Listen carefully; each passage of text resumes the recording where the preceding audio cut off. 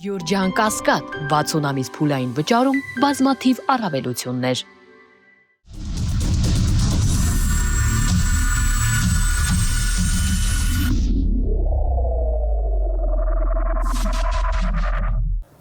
Բարի երեկո, Մեծահաբի եթերում Մեծա Արենան է, ես Արթուր Հայրապետյանը, այսօր զրուցելու եմ Հայաքվե միավորման վարչության անդամ, ռազմարտունաբերության կոմիտեի նախկին նախագահ Ավետիք Քերոբյանի հետ, բարի երեկո։ Ողջույն։ Պարոն Քերոբյան, կուզենայի նախ հասկանալ մինչև ձեր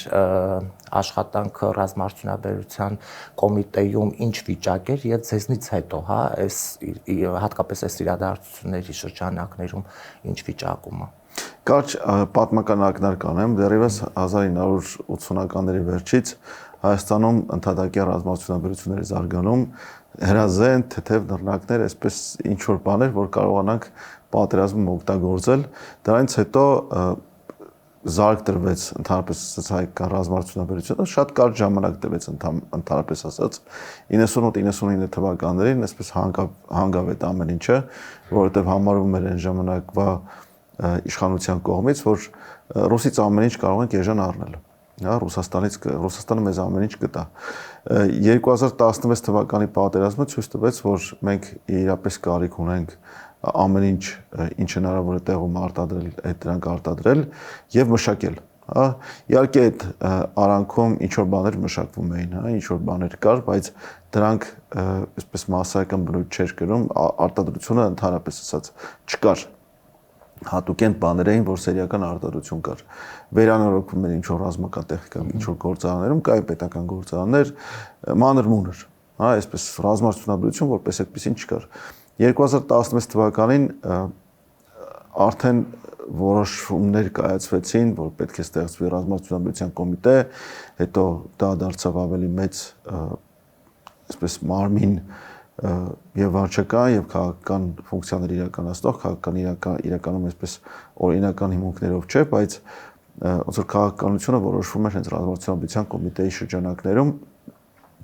եւ մշակվեց եւ գործի դրվեց ռազմարտունաբերության զարգացման ծրագիր արդեն 2017 թվականի վերջին,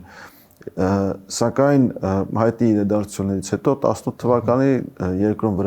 վրա հասած կառավարչական քաոսը այսպես ահագին հետ գցեց հենց կազմակերպչական առումով, որ ոչինչ չտվեց մեզ։ Դե ինչ որ բան իրականում տեղի ունենում էր, Օրինակ հիմա այդ համազգեստների հետ կապված շատ տարօրինակ բաներ են տեղի ունենում։ Մինչ օրս դեռ չեն որոշել, չեն հասկանում կոնկրետ, ասենք զինվորական համազգեստի այդ փոփոխումը ինչ փուլով պետք է լինի եւ տեսնում ենք, որ տարբեր են, նույնիսկ այդ շորերի հետ կապված, համազգեստների հետ կապված չեն կարողանում նույնիսկ այդ թեթև հարցը լուծել։ Ուրեմն 20 թվականի պատերազմից հետո երևի 3 անգամ համազգեստ է փոխվել, ոչ թե դաշտային համազգեստը, այլ քաղաքացիականների, այսպես առօրյա համազգեստ եւ այլն, եւ սրա վրա իրականում շատ ուշադրություն է կենտրոնացում անհարկի։ Իրականում համազգեստը թվում է դա է մեր դարդուցավը, էլի։ Իրականում համազգեստը չպետք է լինի շոր, այն պետք է լինի հանդերձանքի անբաժանելի մաս եւ պետք է ունենա ֆունկցիոնալ նշանակություն։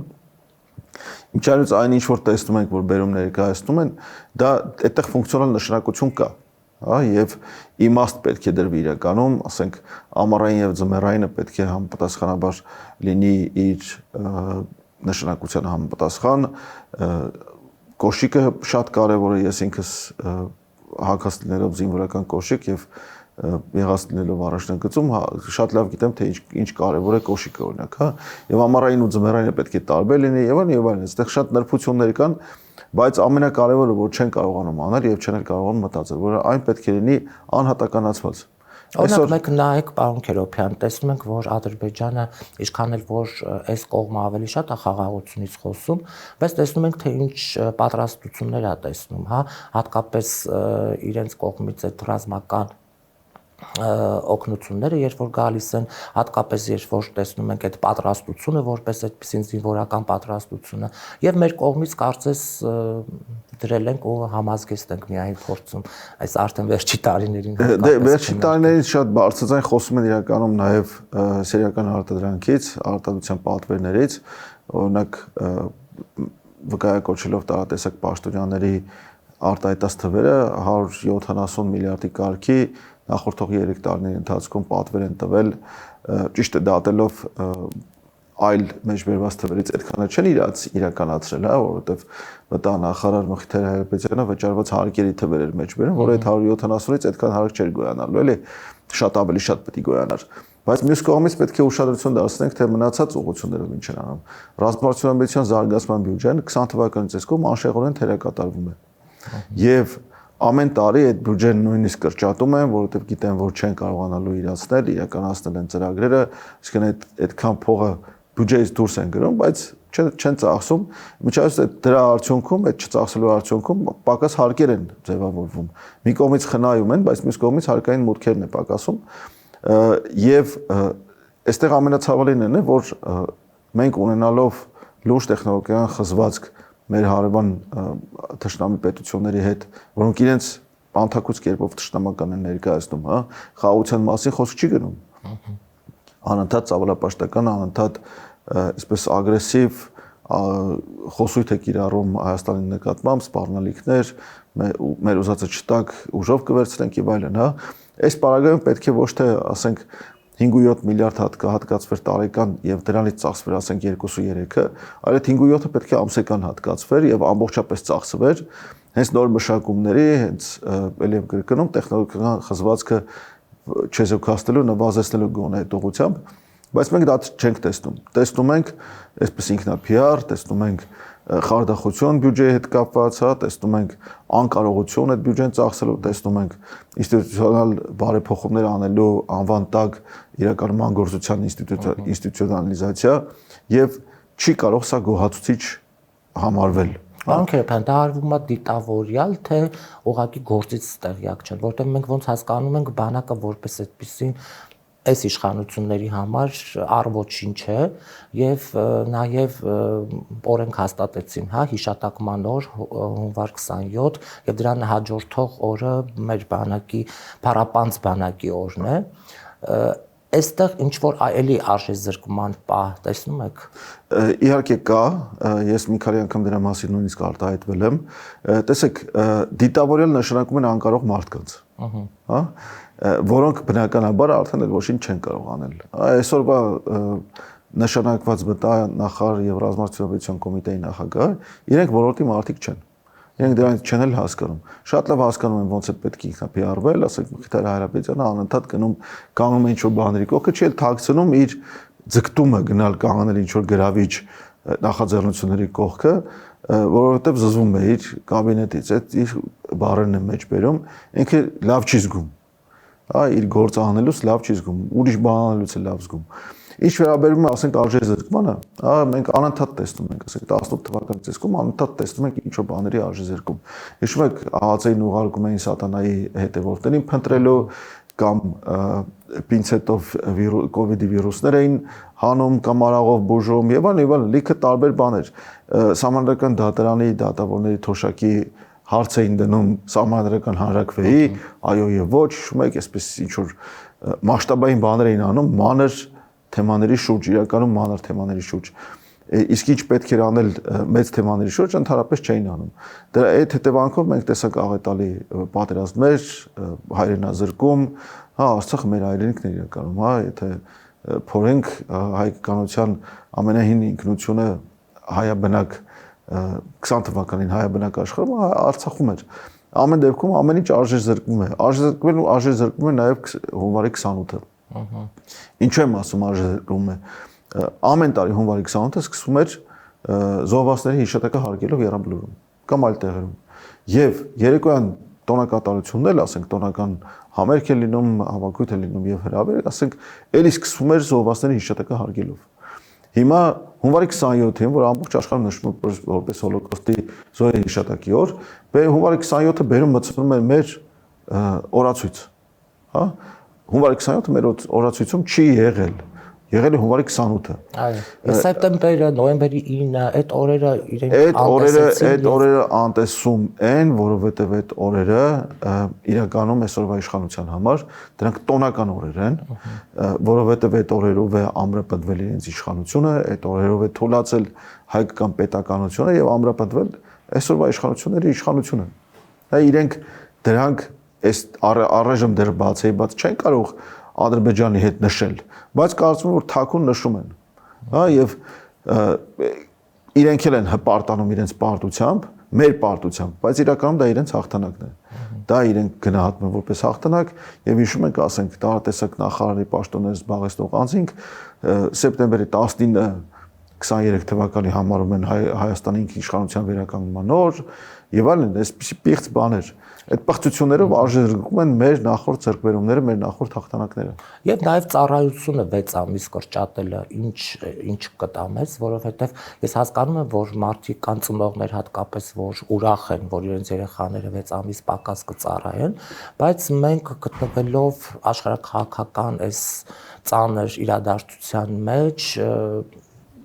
արդյոք մեզ դա պետք էր, հա, 6 ամիս կրճատել։ Ուրեմն այդ կրճատումը կարող է լինել հետևանք լիքը այլ բաների։ Ասենք, եթե կառուցված լիներ իրական համապարփակ պաշտպանության եւ անվտանգության համակարգ, որում յուրաքանչյուր անձ, յուրաքանչյուր քաղաքացի, Հայաստանի յուրաքանչյուր բնակիչ կամ Հայաստանում շահ ունեցող յուրաքանչյուր մարդ ներգրաված կլիներ Հայաստանի պաշտպանության գործում, Սփյուռքը, եկեղեցին, մեր մնացած բարեկամները, ռազմաքաղաքական դաշնակիցները եւ այլն, հա, դա մենակ Հայաստանի բնակիչների գործը չէ, ապա կարող էր այդ ժամկետային ծառայությունը ոչ թե 6 ամսով կրճատվել, այլ ընդհանրապես կրճատվել։ Հա, եւ խոսքը չի գնում ոչ թե պրոֆեսիոնալ բանակի մասին, խոսքը գնում է համընդհանուր պաշտպանության համընդհանուր ներգրավվածության մասին։ Բայց տեսեք ինչ են անում, սա ներկայացնում են որպես նախընտրական ծրագրի, ընտրական ծրագրի կամ կառավարության ծրագրի, ինչ խարդախություն ասես կարող են սրա շուտ չորինել, բայց իրականում սա նախընտրական կաշառք է։ Եվ նաև Ադրբեջանի պահանջների բավարարում։ Գիտենք, որ Ադրբեջանը Հայաստանի բանակի թվականակի կրճատման պահանջները ներկայացնում անընդհատ, տարատես դեմիլիտարիզացիա եւ այլն։ Բայց կարծում եմ, որ Ադրբեջանը զինվում է եւ զորավարժություններ են անդադար։ Դե երևի իրենց տրամաբանությամբ Ադրբեջանը զինվում է ներքին լսարանի համար, բայց մենք գիտենք թե դա ինչի համար է, ինչի համար է խաղաղ եւ ամենտակին կապրում, այդ նման բաներ ուշադրություն չենք դարձնում։ Դե այդ խաղաղությունը իրականում խարդախություն է, որովհետեւ եթե այդ խաղաղությունը հիմնավորում են, ասենք, այսպես խաղաղության պայմանագրի նախաստորագրումով կամ ինչ որ հատվածում, որտեղ Ադրբեջանը կոշտ պահանջներ է ներկայացնել հող տալու, այնտեղ սահմանազատում, սահմանագծում իրականացնելու գործողություններով, պետք է հիշեցնեմ մեր ունկնդիրներին եւ դիտողներին, որ սահմանազատման գործընթաց Հայաստանի որևէ հատվածում տեղի չի ունեցել։ Տեղի ունեցել միակողմանի զիջում, առանց դրա օրինական իրավական հիմքերի, իսկ օրինական հիմքերը ստեղծելուց հետո որևէ հատվածում ոչ մի սանտիմետր սահման չի զատվել եւ գծվել։ 24 թվականի սեպտեմբերն էր թե օգոստոսն էր, երբ այդ հանձնաժողովների համատեղ հանձնաժողովների աշխատակարգը հաստատվեց, եւ դրանից հետո գեթ 1 հատվածում, գեթ 1 գործողություն տեղի չի ունեցել։ Մինչդեռ գնում է հանձնաժողովների հանդիպումը եւ մեկ էլ հանկարծակի ադրբեջանական բենզին է ներկրվում Հայաստան կամ Ադրբեջանի տարածքով ռուսական կամ ղազախական ծորեն,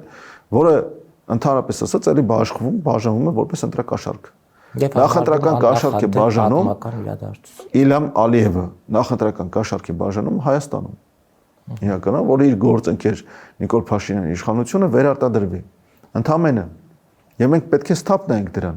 Այժմ բենզինով չպետք է ուրախանանք։ Դե Թուրքիայի արկորձ նախարարն էլ իր աջակցությունը ցուցաբերեց։ Ահա, այստեղ ազգային ժողովի նախագահն էլ շնորհակալություն հայտնեց։ Եվ սա չի կարող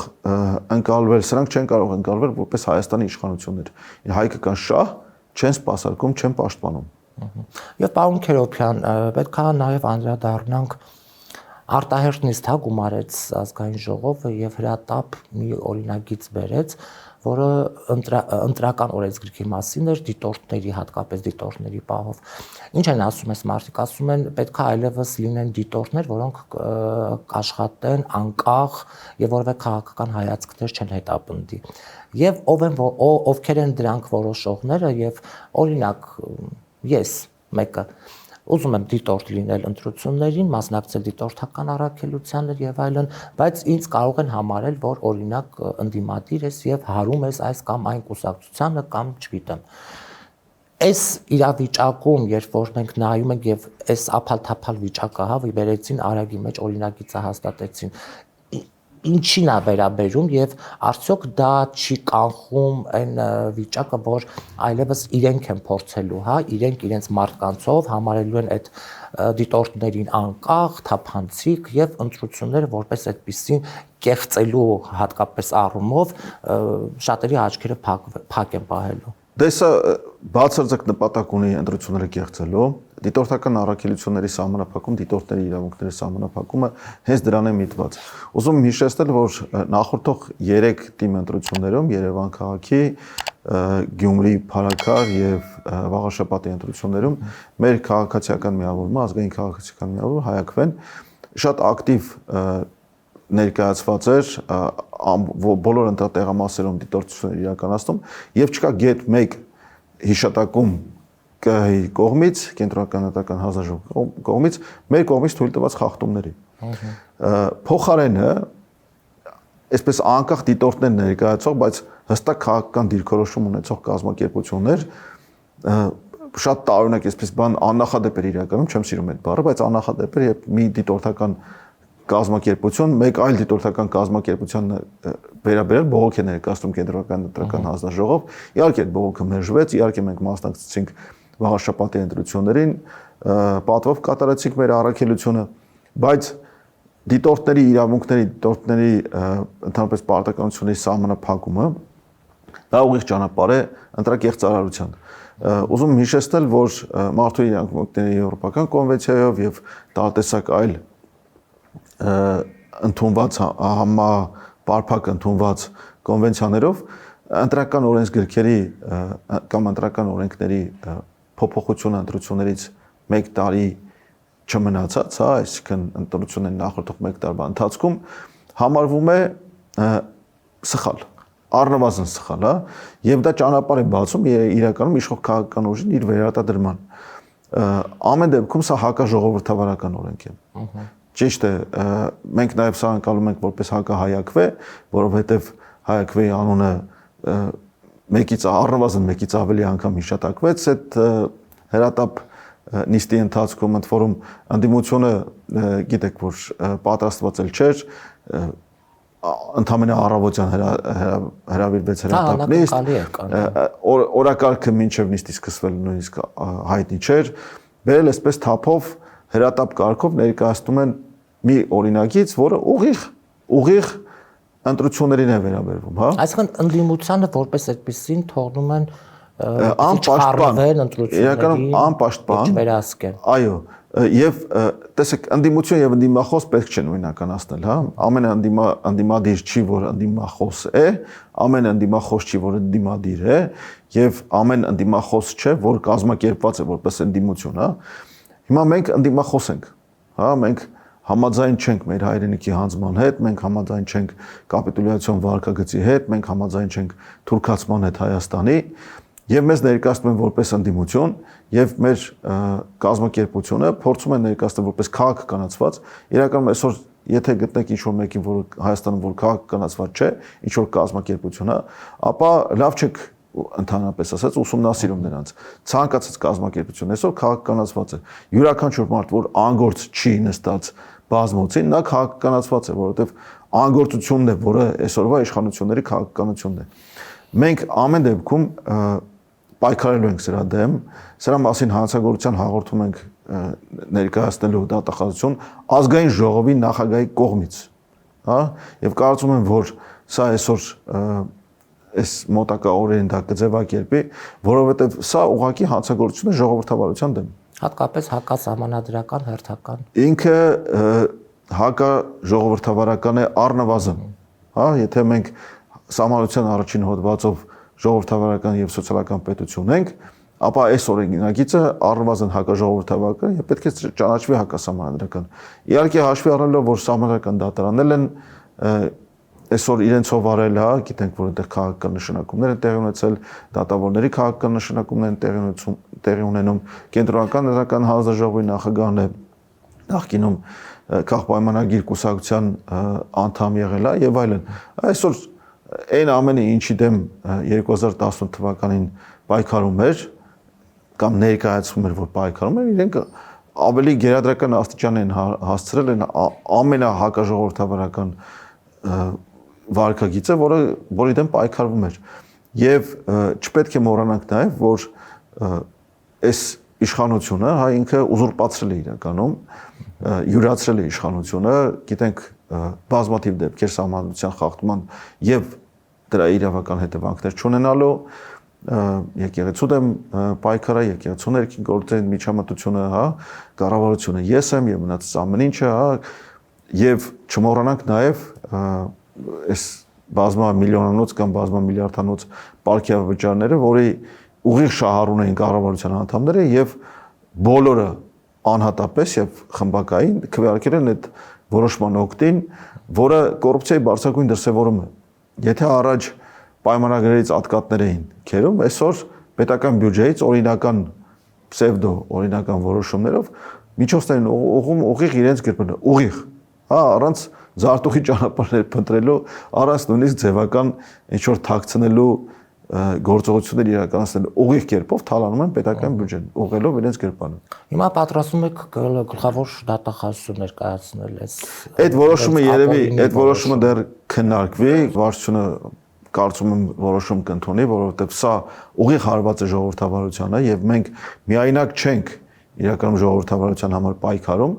բայց եթե ժողովրդավարությունը այսպիսի վտանգի առաջ է կանգնած, ապա անիմաստ է բերաները փակ նստել, սպասել թե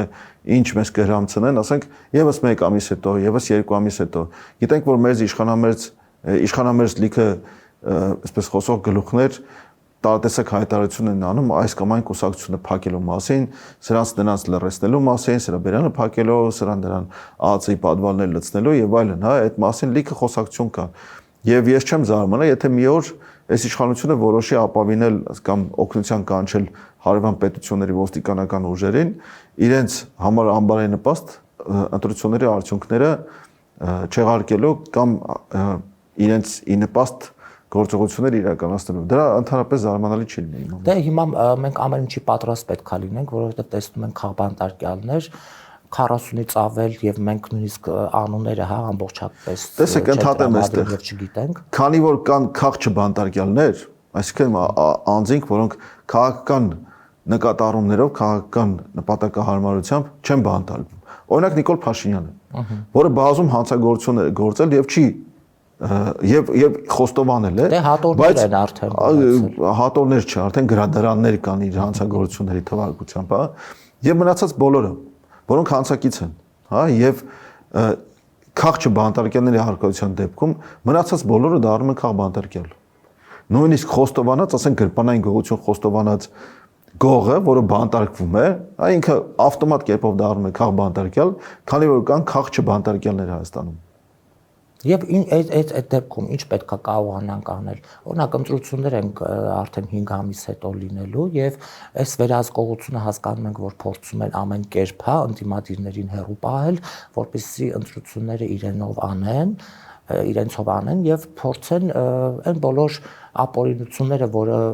մենք տեսել ենք նաեւ, հա, մյուս ընտրությունների ժամանակ եւ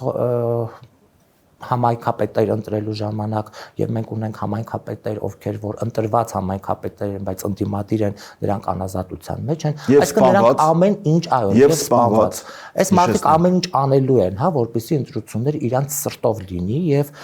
որևէ մեկը չփորձի միջամտել։ Դե ընտրություններով վերարտադրվել է իրականում արտաքին գործընկերների հետ հարաբերությունները իրենց համար էական է, բայց մենք չպետք է թույլ տանք վերարտադրություն։ Դրա համար պետք է գործել պայքարել, պետք է պայքարել յուրաքանչյուր ձայնի համար, պետք է պայքարել յուրաքանչյուր ընտրողին ընտրատեղամաս բերելու եւ նրա քվեն հաշվելու համար, որովհետեւ համոզված եմ, որ այն քանակի ձայներ, որ Նիկոլ Փաշինյանը հավաքեց 21 թվականի ընտրություններին, իրականում դրանց մի մասը պայմանավորված էր վարչական ռեսուրսով մի մասը պայմանավորված էր նաև այլ գործիչների այդ ընտրությունների մասնակցությամբ լիքը մարդ գիտեն, որ գնացել Նիկոլին ձեն են տվել, ինչա թե Քոչարյանը չընտրվի, հա, լիքը մարդեր Քոչարյանն է ձեն տվել, որ ինչա թե Նիկոլը չընտրվի, բայց չեմ կարծում, որ դա կհաջողի, որովհետև այլ ուժեր հայտնվում են, հա, մեր ձևովը կա, բոլորին դեմը կա, հա, որտեղ իմ շատ ընկերներ կան, ես կարծում եմ, որ որոշ միավորումներ իրենց քաղաքական հայտը կներկայացնեն, հա, եւ չեմ կարծում, որ այսպես նախկին ներկա պայքարով կամ նախկին ներկա խաղացնելով Նիկոլ Փաշինյանը կկարողանա այդքան քվե հավաքել, ինչքան 21 թվականին։ Իհարկե չեմ բացառում ընտրակեղծարարությունը։ Հա, այս քանի տարվա ընթացքում դուք նշեցիք մի քանի դեպք, հա, հենց անմիջապես ընտրությունից հետո բանտարկել, անթակույց ձևով, հա, քրեական գործեր սպասեցնել, քնեցնել մինչև ընտրությունների դեմ, հա, կարող է ինչ-որ բարեվարկության հանձնաժողովներ որոշ գործիչների որակազրկեն, ընտրությունների մասնակցել թույլ չտան եւ այլն, ամեն ինչ սպասել է։ Եվ կարծում եմ, որ այո, իրենք պատրաստվել են ամեն տեսակ խախտում կատարել, միայն թե ընտրվեն, միայն թե վերարտադրվեն ընտրությունների ճանապարհով եւ կարծում եմ, որ էլի ամեն պիղծ արարքի պատրաստ են, ընդունակ են։ Եվ վերջում, հա, պարոն Քերոբյան, ինչպես անենք, որ հասարակությունը այս անգամ գոնե ավելի շատ, հա, մասնակցություն ցուցաբերի ընտրություններում։ Դե պետք է հետաքրքրել։ Հասարակությանը պետք է հետաքրքրել։ Մեսիջը որը պետք է, ինչու գնալ ընտրություններ։ Տեսեք, ակնհայտ է, որ մենք գտնվում ենք ծանր աշխարհաքաղաքական վիճակում, ակնհայտ է, որ մենք կրել ենք ծանր պարտությունների գործող իշխանությունների երեսից, Արցախն ենք կորցրել, հա, այդինքի մի մասը ՀԽՍՀ նախկին սահմաններում գտնվող տարածքներ են օկուպացվել սրանց իշխանության օրոք եւ չպետք է մոռանանք մեզ հիշեցնել, որ Հայաստանի շահերը, հայ ժողովրդի շահերը բացահայտ կերպով անտեսված են։ Հա, որևէ կերպ Հայաստանի շահը չի հետապնդվում, չի պաշտպանվում այսօրվա իշխանությունների կողմից։ Դրա համար ընտրողներին պետք է խորհուրդ տանք միշտ, կանչենք, կոչենք, հա, եկեք, ձեր ձայնը լսելի դարձրեք։ Հա, տանը նստած ոչ մի բան չի փոխել, չեք կարող փոխել։ Եք կնդատեղամաս գոնե նայեք, տեսեք, չեմ ասում ովքեր են դեմքերը, տեսեք թե ինչ են առաջարկում։ Հա, հիմա շատ քաղաքական ուժեր, հա, գալիս են ներկայանում են իրենց հին ծրագրերով, նոր քաղաքական ուժեր կան, որոնք որ նոր ծրագրերով են ներկայանում, հա, կան հետաքրքիր առաջարկ ներկայացնող ուժեր, հա, եւ ելի կլինեն կարծում եմ ամեն դեպքում պետք է գտնել այն ուժին, որը որ լավագույնս է ներկայացնում տված անձի, ասենք, քաղաքական դիրքորոշումը կամ անհատական ակնկալիքը ապագա իշխանություններից եւ պետք է ձայն տալ, պետք է բերել այդ ձայնը տալ եւ այդ ձայնը հաշվել տալ։ Եվ դիտորդները դրա լավագույն միջոցն են։ Վստահված անձիկ են աշխատում, հա, բայց մենք գիտենք, որ չկան այնպիսի կուսակցություններ, որ բոլոր տեղամասերում ունենան, կարողանան ապահովել վստահված անձինք։ Այո։ Դիտորդական կազմակերպությունները հենց այդ վստահված անձինք են, դրանք հանրության, հասարակության կողմից վստահված անձինք պիտի լինեն, որ պետք է իրականացնեն այդ վերահսկողությունը ընտրությունների ընթացքի նկատմամբ եւ ձայների հաշվարկի նկատմամբ։ Էլ եմ կրկնում, չեմ զարմանում, եթե ձայների հաշվարկի կեղծարարություն տեղի ունենա մոտակա ընտրություններում։ Հուսանք այս անգամ գոնե կարողանանք պայքարելու ենք մինչև վերջ։ Շնորհակալ եմ զրույցին։ Ձեզ շնորհակալություն։ Կհանդիպենք։